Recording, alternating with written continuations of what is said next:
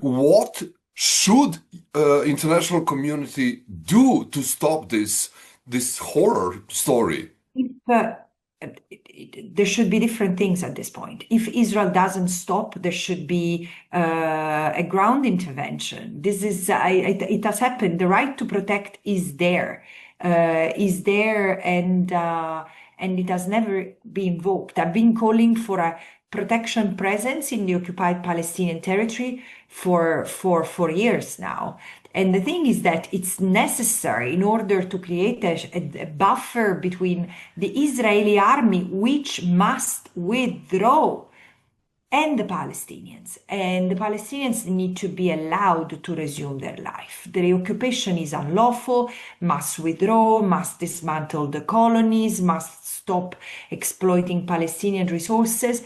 This is what international law is about. And instead of enforcing this upon Israel, through a protective presence and through sanctions, stopping arming Israel, stopping buying technology and military services and weapons from Israel, and then isolate it like any other apartheid state. This is how Israel needs to be treated right now. UN peacekeeping operations are a cornerstone of the United Nations. Each and every day, peacekeepers are hard at work in troubled spots around the world.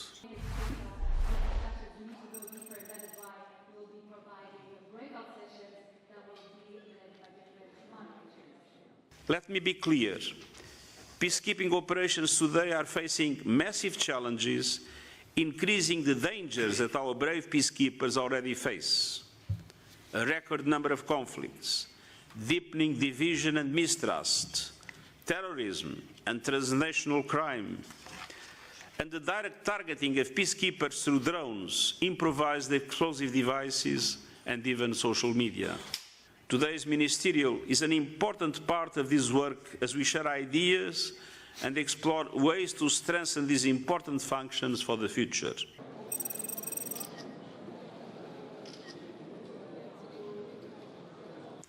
Now more than ever, we need the political support of UN member states. The goal is not just to keep a lead on conflicts, but to build political support for lasting solutions that can build peace. Thank you. Thank you, Under-Secretary General, General Pierce, Police Advisor Faisal. Definitely the Blue Helmets have an instrumental role in many parts around the world, but currently with the declining in funding the peacekeeping operations and the United Nations in general, and based on Secretary General UN at 80 initiative, how do you see the future of peacekeeping operation, whether on the military side or on the police side, in the light of these declining resources? Points of flashpoints and crisis areas are on a rising trend and not on a declining. So where does the future hold for this important function of the United Nations? Thank you. Right. First of all, I agree with you that we have a whole series of challenges. I think the number one challenge, obviously, is political, because we have a divided Security Council, we have a divided international community, and therefore less appetite for multilateral responses to crisis, which could include peacekeeping. It's a reality, and it comes on top of all the challenges that we have in terms of the kind of conflictuality that we have to deal with. But I think that we cannot predict the future, and we cannot proceed under the assumption that the resources will continue to decrease, that there will be no new opportunities for peacekeeping, because that we don't know.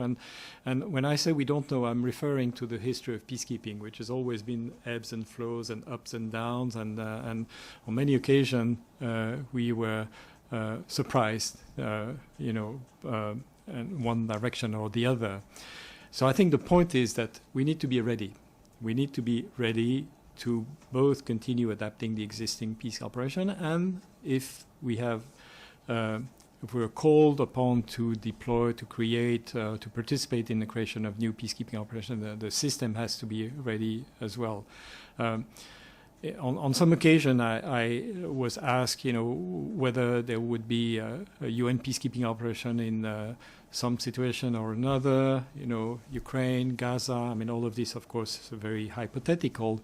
But I think what that suggests is that it's all hypothetical until it is not, or it remains hypothetical. What I'm trying to say is that on the one hand, we need to make sure that we will continue to have that readiness to respond to the call from the member states.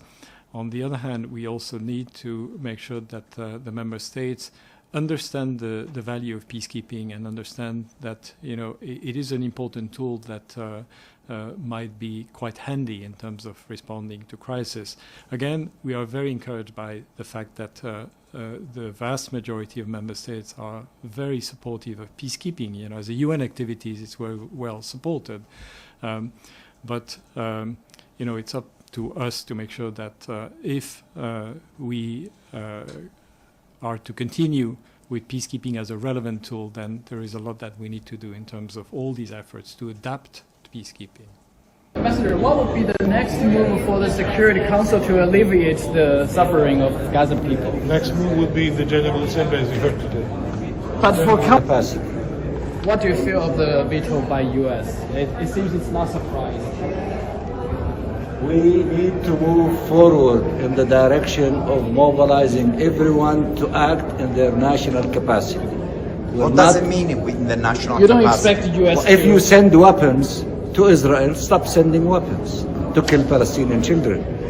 If you did not recognize the state of Palestine, recognize the state of Palestine as an investment in the two-state solution and peace.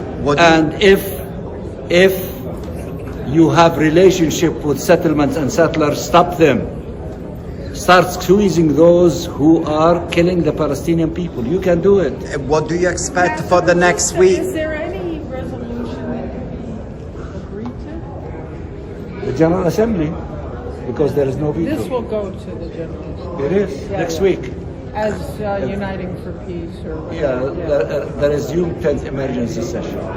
Thank you.